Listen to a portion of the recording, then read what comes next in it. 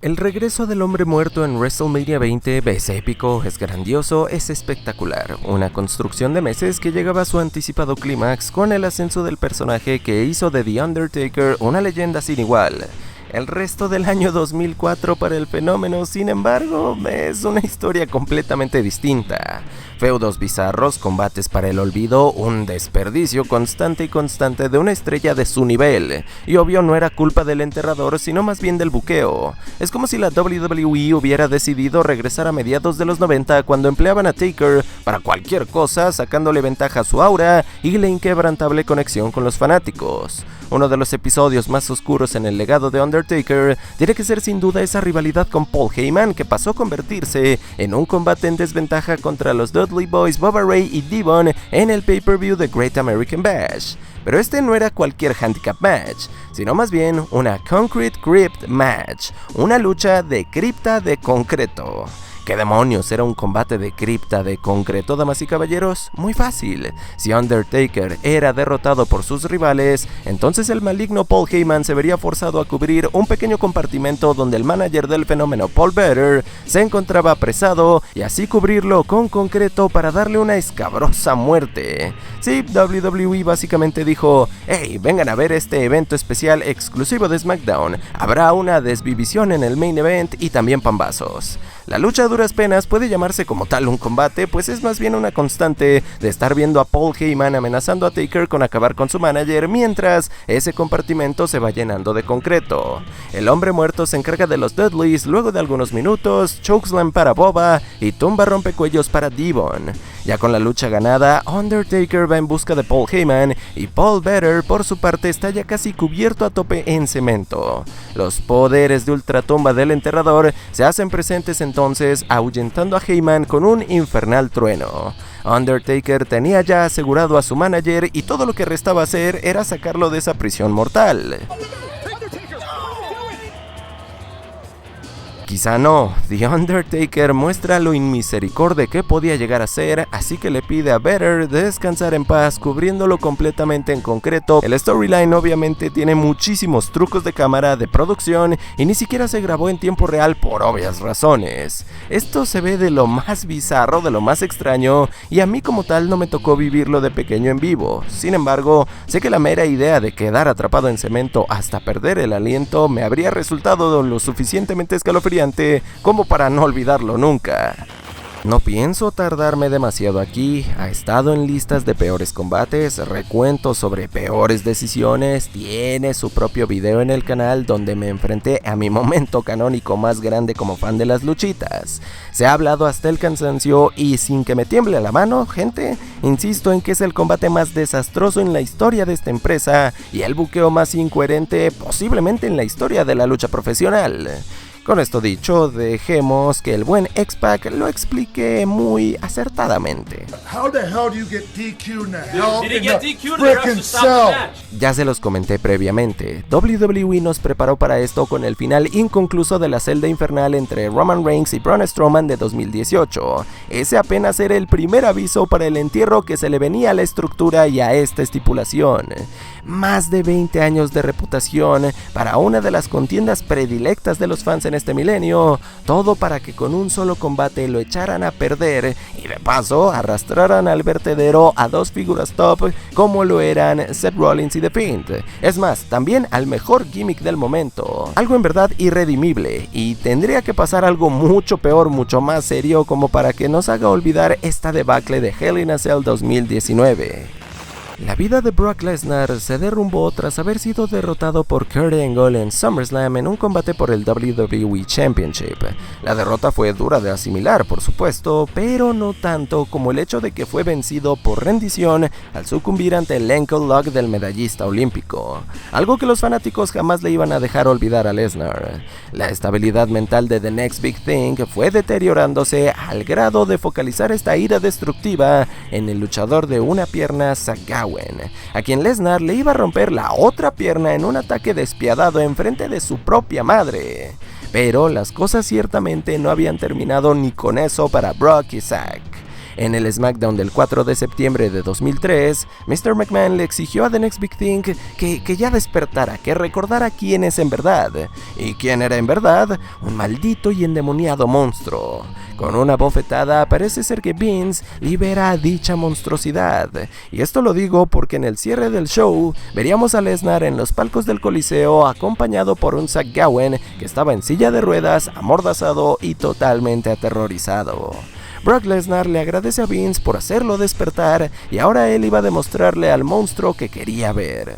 Brock desaparece del cuadro llevándose a Gowen consigo. Pronto los vemos a ambos en las escaleras de salida del inmueble, donde durante al menos 10 minutos que se sienten de lo más desesperantes, Brock Lesnar vuelve a golpear y lastimar sin piedad alguna a Zack, concentrándose en su pierna rota, tirándolo de la silla de ruedas, burlándose de él y hasta asfixiándolo con su playera para finalmente dar el tiro de gracia.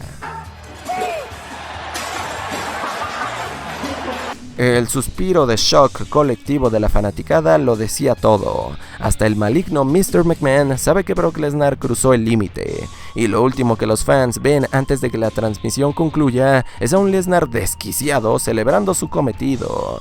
Me gustaría decirles que la contratación de Zach Gowen era un intento de WWE por ser inclusivos y contarnos una historia inspiradora diferente con este atleta único. Pero no. La realidad es que Vince y compañía se morían de ganas por explotar el morbo de la audiencia y llevar a cabo todos los momentos polémicos que se les pudieran ocurrir utilizando a este joven.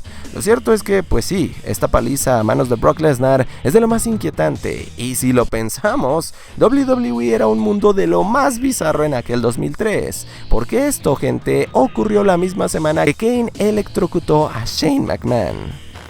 Intentaron vendernos la idea de que un hombre fue desvivido en pay-per-view a nivel internacional en el espectáculo más grande e importante de la lucha profesional en Occidente. ¿Cómo rayos no se iba a traumatizar a alguien viendo esa imagen?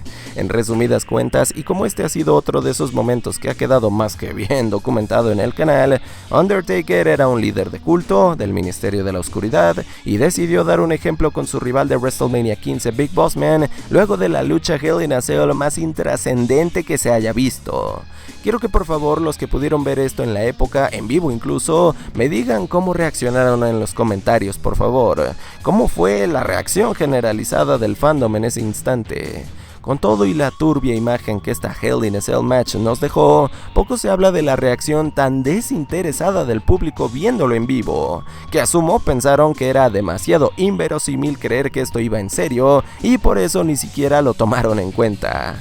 Y como último detalle de este asunto, honestamente me pareció cómico que luego del ángulo, la World Wrestling Federation simplemente pasó al siguiente segmento del pay-per-view y ya, como si nada. Que por cierto, era un repaso de la WrestleMania Rage Party, una fiesta celebrada la noche previa a la vitrina de los inmortales. O sea que básicamente aplicaron un se vale aquí. Alguien colgando del bendito techo y ellos mientras tanto, ni modo, arremángala, reempújala. Siento que 2018 fue un año tan desastroso para WWE que algunas de las pocas cosas buenas que pudimos disfrutar pasan un tanto desapercibidas, o al menos así lo sentí yo. El feudo entre Jeff Hardy y Randy Orton entra en dicha categoría. Una enemistad que yo sentí a la antigüita, muy de mediados de los 2000, como de la Ruthless Aggression vaya. Por momentos personal, en otros devastadora, y por qué no, también perturbadora cuando la trama así lo necesitó. Originalmente, el máximo depredador hizo sufrir a la audiencia al intentar lastimar a su odiado enemigo, metiendo su dedo en el agujero en la oreja que el enigma carismático tenía para, claro, sus expansiones de oreja, creando así un nuevo método de incomodar al público que no había sido visto antes. La primera vez, pues obviamente nos dejó impactados, y entonces cualquiera podría asumir que intentarlo de nuevo mataría lo inesperado del primer intento, y vaya que no fue así. Porque verán, damas y caballeros, para cuando la víbora quiso emplear este mecanismo de tortura una vez más, lo hizo dentro de la celda infernal, donde, en vez de colocar su dedo en la expansión de Jeff Hardy, optó por el camino del psicópata del enfermo. introduciendo un desarmador, el cual hizo girar en la maleable y delicada parte de la anatomía del enigma, provocando el sonido de disgusto colectivo de 15.216 fans intentando cerrar los ojos o de plano mirar a cualquier otro lado con tal de evitar esa imagen tan desagradable. Casi podíamos sentir el dolor nosotros mismos. Créditos a Jeff por aguantar esto y a la compañía por querer innovar la intensidad de una rivalidad que sí lo ameritaba. Rowdy Roddy Piper estaba de vuelta para una nueva edición de Piper's Pit en el Friday Night SmackDown del 13 de enero de 2006. El Hot Rod estaba contento por ver de vuelta a sus buenos amigos los fans, 22 años después del estreno de su segmento de entrevistas de hecho. La alegría, sin embargo, se le iba a ir rápido a causa de la súbita aparición de JBL, que ni siquiera permitió al anfitrión que lo presentaran oficialmente. El tejano venía acompañado de su leal asistente y ella a su vez acompañada por su enorme y asqueroso lunar. Bueno, así es como lo definía la misma WWE, pero esa cosa era cualquier otra cosa menos un lunar, y Dios, vaya que en serio daba asco, pobre Jillian Hall. Luego de que John Bradshaw Layfield parloteara sin decir nada realmente durante algunos minutos, Piper retoma el control de su talk show y no puede más que sentirse sorprendido por la imperfección en el rostro de la consultante personal de Bradshaw, aprovechando para burlarse diciendo que ese lunar ya hasta tenía piernas propias y pensamiento propio también. Bueno, Rowdy Roddy ahora sí está preparado para presentar a su verdadero invitado de esa noche, The Boogeyman, la más grande pesadilla de JBL y del resto del roster de SmackDown. El monstruo es otro de los que muestra inmediato interés en la cara de Jillian, llevando esa intriga a un lugar que nadie más se habría atrevido. No, pues guácala tal cual, no se puede reaccionar de otra manera. ¿Qué clase de marranadas eran esas? Y ya a estas alturas del partido, con más de 700 videos en el canal, damas y caballeros, yo ya no puedo seguirme torturando tratando de buscarle razones a ángulos como este, o para qué le servían a WWE, no sé por qué. A lo único que puedo limitarme es a creer que esto le parecía entretenido a los raritos de Vince McMahon y su equipo de escritores. Roddy Piper rescata un poco esta repulsión que se vive y el trauma de ver una cochinada así, haciéndonos reír al empezar a rezar cuando Boogeyman amenaza con atacarlo. Muchos de ustedes me dijeron que casi cualquier cosa que hizo o hacía el Boogeyman les daba miedo, y lo entiendo totalmente. Aunque a mí en lo personal, y no es por hacerme el valiente, créanme, tal vez por momentos como este me parecía más tonto que otra cosa. Nunca es bueno hablar de más y mucho menos demeritar a tu rival, una lección que Big Show tendría que aprender a la mala en el episodio del 15 de abril de 2004 de SmackDown, noche en la que se atrevió a asegurarle al gerente general de la marca Kurt Angle, al igual que al mundo entero, que de no poder vencer al campeón de WWE Eddie Guerrero, renunciaría a su trabajo en el acto. Y bueno, aquí podemos aplicar la de 3 doritos después, ya que a pesar de haber dominado el trámite de este match, el campeón prevaleció por sobre el gigante de la industria, derrotándolo después de un DDT y la Frog Splash por la vía del pinfall. Un balde de agua fría cayó sobre la realidad de Big Show, que superado por las emociones ahora tendría que afrontar sus propias palabras yéndose de SmackDown. Eso sí, si el atleta más grande del mundo se iba a marchar, no sería sin causar estragos antes. Con sus emociones completamente alteradas, Show pensó que en backstage Torrie Wilson se estaba burlando de su situación y comenzó a acecharla a lo largo de la velada, llevando a una conclusión de lo más dramática para la emisión, ya que este gigante estaba a punto de lanzar a la diva de un balcón de benditos 20 pies de altura. Kurt Angle fue avisado del altercado y rápido se dirigió a encarar a Big Show, implorándole que no hiciera esto o de lo contrario él podría perder su empleo como GM. El gigante terminó por soltar a la rubia, pero solamente para ahora tomar por el cuello al medallista olímpico. Parece ser que alguien iba a tener que pagarle esa noche sí o sí. Y bueno, fue Kurt Angle quien sufrió la ira del inestable atleta más grande del mundo. La cámara enfoca a un Kurt con la pierna como doblada hacia atrás y con sangre emanando también de atrás de su cabeza. Una escena que he visto a muchos tachar de ridícula, pero que aún así no me interesa, ¿saben qué? No me importa. A mí me asustó como no tienen idea la primera vez que la vi de niño en un DVD. No sé qué fue lo que más me conflictuó en ese entonces, ver a un tipo monstruoso con la complexión de Show desatado, dispuesto a lastimar a cualquiera, o que el héroe olímpico ni siquiera se movía y sangraba como si hubiera sido su final. El público de Armageddon 2006 estaba listo para tener una defensa estándar de los WWE Tag Team Titles. La dinámica combinación de los ya longevos portadores de los campeonatos Brian Kendrick y Paul London ponía en juego el oro en contra de los maestros de la lona William Regal y Dave Taylor. Podía ser un buen choque de estilos, pero el gerente general de SmackDown Theodore Long pensaba que esto podía ser algo mucho mejor. Así que como obsequio de Navidad, Teddy le regaló a su leal fanaticada del show azul un cambio de último minuto, agregando a la ecuación a 2 equipos más, los Hardy Boys, Matty Jeff y M&M, Joey Mercury y Johnny Nitro. Pero esperen, aún había más. La hora fatal de 4 esquinas pasaba a ser también un combate con escaleras, que de hecho estaba siendo toda una atracción sorpresa de lo más espectacular para cerrar el 2006. Lastimosamente, el ladder match quedó un tanto opacado por un horroroso accidente que pudo haberle pasado a cualquiera y en cualquier combate. Esta vez, por desgracia, le tocó a Joey Mercury. Él y su compañero Nitro recibieron un impacto de lleno en la cara con una escalera que hizo un efecto, digamos, tipo latigazo o como de una catapulta. El golpe fue seco y, mientras que Johnny lo superó sin tantas complicaciones, Mercury no corrió con la misma suerte, rápidamente mostrándonos una escandalosa herida que no tardó en cubrirle toda la cara con sangre, todo el pecho también y hasta parte del cuadrilátero y del piso de paso. No era nada más la nariz rota, damas y caballeros, Joey acababa de romperse también el hueso orbital, así que tuvo que ser llevado tan pronto como fue posible a la sala de urgencias más cercana, donde recibió 30 puntadas y pasó obviamente toda la noche en la facilidad médica. Cualquier accidente que ponga en riesgo el bienestar de un luchador causa una sensación de malestar en nosotros como fanáticos. Sin embargo, hay heridas y lesiones que por su naturaleza gráfica dejan una huella que parece imborrable en nuestra mente. Yo vi esto en vivo y no podía comprender cómo un rostro podía deformarse de tal manera. Pánico es la palabra idónea para este incidente.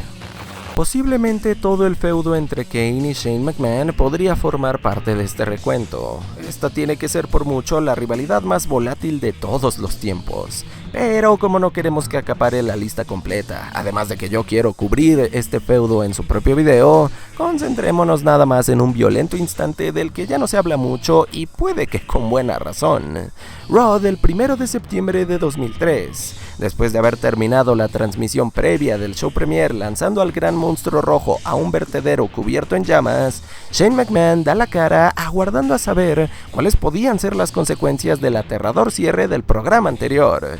Sobre todo ya sabiendo que Kane estaba herido sí, pero aún con vida. Cuando Shane O'Mac aguardaba la aparición de la maquinaria roja de la destrucción, es el cogerente general de Raw, Eric Bischoff, quien aparece en vez, otro hombre con quien ya había tenido conflictos. Y sí, amenaza con ponerse a pelear con McMahon, pero justo entonces es que el fuego infernal se hace presente. Las luces se apagan y Kane emerge detrás de Shane cual ente demoníaco. Los siguientes minutos son de un ataque devastador, aunque bastante típico. El monstruo rojo azota a su enemigo contra la escalinata metálica repetidamente y luego lo golpea en la cabeza directo con la misma escalinata. Las cosas se empiezan a poner turbias cuando Kane saca unas esposas de abajo del cuadrilátero y atrapa a Shane McMahon en el esquinero. Procede entonces a tomar una botella de agua y con esta cubre la entrepierna de McMahon con dicho líquido. Ya en el punto de lo perturbador, la máquina roja produce una batería de auto y cables pasacorriente que sí, enchufa a la entrepierna de Shane O'Mac y estos genitales proceden a ser electrocutados repetidamente ante el shock de la audiencia. El selling de Shane es brutal, transmite a la perfección lo que de ser legítimo tiene que ser un dolor insoportable, ni siquiera imaginárselo. Para una rivalidad que tuvo, escúchenme bien, incendios, fuego, ambulancias y hasta autos destruidos, es de admirarse que aún así pudieran perturbarnos con algo más. Shane McMahon tuvo suerte de haber sido rescatado de último minuto por Rob Van Dam, que hacía su regreso después de haber sido sacado de circulación también por el mismo Kane. Este momento es y por siempre va a ser de lo más enervante. Rey Mysterio buscaba concretar su venganza sobre el hombre que lo sacó de circulación durante casi un año, Chavo Guerrero, enfrentándolo en una personal I Quit match que, antes de pasar con el trauma de esta parte del video, se los tengo que recomendar de una vez. Este combate de Yo Me Rindo no es tan extenso y siento que por eso fue muy buen main event del SmackDown del 7 de septiembre de 2007. Le sacan provecho a la estipulación en todo momento, se lastiman como les es posible, demostrándonos ya lo personal del feudo. Hay selling impecable y algunos spots sensacionales utilizando una silla metálica. Mysterio obtiene por fin su retribución al pagarle a Guerrero con la misma moneda, atrapándolo en el esquinero para golpearlo incesantemente con la mencionada silla metálica hasta que Chavito no encontró mayor remedio que rendirse. Si ustedes pensaban que este era el momento de la celebración para el enmascarado, déjenme les digo que se equivocan. Verán, esta época estaba probando ser bastante atareada para el dueño del 619, ya que también se había convertido en el retador número 1 al Campeonato Mundial Peso Pesado que ostentaba The Great Khali. Y sí, aquí venía el gigante de Punjabi con malas intenciones sobre su retador. Mysterio intentó aplacar al grandote sin éxito alguno, comiéndose una bota al rostro y de inmediato siendo apresado en el brutal agarre a la cabeza del Gran Khali. Previamente vimos este Vice Grip haciendo rendir a otros luchadores, provocando el desmayo de algunos, pero nada como lo que iba a suceder aquí. Luego de un rato de que Khali apretara el cráneo del enmascarado, de mangonearlo a su antojo, Rey empieza a expulsar sangre de la boca. La escena se vuelve como de película de terror, como si el gigante de Punjabi estuviera a nada de arrebatarnos a Mysterio en un abrir y cerrar de ojos. El cómo se ve Mysterio deshecho e indefenso, más la reacción de la multitud, eleva la seriedad del asunto haciendo que todo se sintiera de lo más real. Por fin, el mejor amigo de Rey acude a su rescate. Batista utiliza el gran cinturón dorado a su favor y derriba a Gran Khali con una Spear. SmackDown sale del aire con el animal resguardando a su amigo en sus brazos cubierto en sangre.